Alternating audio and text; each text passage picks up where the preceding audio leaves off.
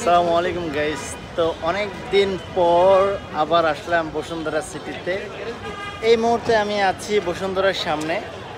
এই যে আপনাদেরকে আমি দেখাচ্ছি, একটু দূর থেকে দেখাই।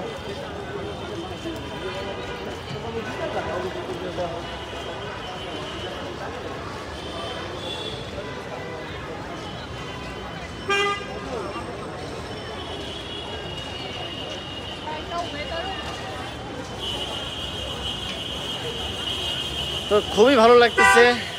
এখন ভেতরের দিকে যাচ্ছি, কতটুকু যাওয়া যাবে জানি না, দেখা যাক। তো খুবই ভালো লাগতেছে, অনেক দিন পরে আসলাম বসুন্ধরা সিটিতে। মানে মনে চাচ্ছিল যে একটু দূরে যাই, তখন ভাবলাম যে দূরে হয়তো যাব না, একটু কাছাকাছি যে কোনো একটা সিটিতে বা একটু মার্কেটে ঘুরে আসি। তো এই যে একটা অবস্থা, এটা হচ্ছে লেভেল 1। এখান থেকে হয়তো উপরে যাব। কিছুটা সময় লস করার জন্য এসেছি। আমার সাথে আমার ভাগনা আছে, কারণ ওকে ছাড়া আমি একটু চলতে পারি না। যেখানে যাই একটু ওকে নিয়ে যাই, খুব ভালো লাগতেছে ওর সাথে এসে।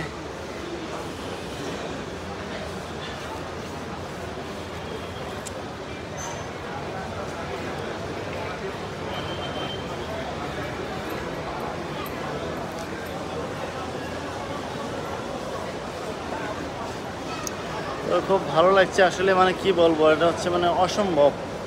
আমার কি বলবো, যে প্রায় 2 থেকে 3 বছর পর আবার এই জায়গাতে আসা। আমার ভয়েসটা কেমন আসতেছে আমি জানি না, কিন্তু সবচেয়ে খুশির বিষয়টা হচ্ছে যে এখানকার যে অপশনগুলো ছিল, বলতে গেলে এই যে আমি দেখাচ্ছি, এই যে আমার পেছনের এই জায়গাতে কিন্তু একটা টেলিভিশন ছিল, গোল রাউন্ড করা একটা টেলিভিশন। তো এখান থেকে যে টেলিভিশনটা ছিল, এটা সরিয়ে নিয়ে তারপর এখানে পুনরায় আবার টাইলস করা হয়। তো অনেক পুরনো স্মৃতি এটা আমার, প্রায় 10 থেকে 12 বছরের মতো হবে। তো খুব ভালো লাগতেছে বসুন্ধরা সিটি। লিফট, পিছনে লিফট দেখা যাচ্ছে।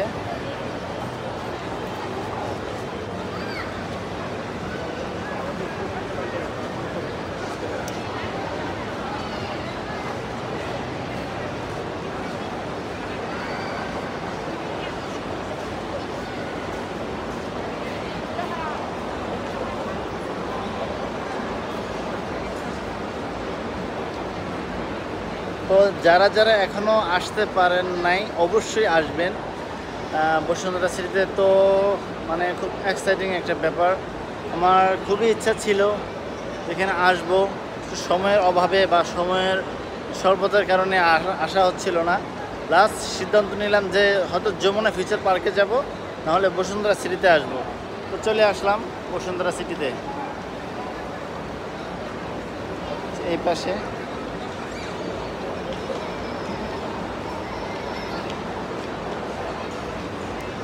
তো সকলে ভালো থাকবেন, সুন্দর থাকবেন।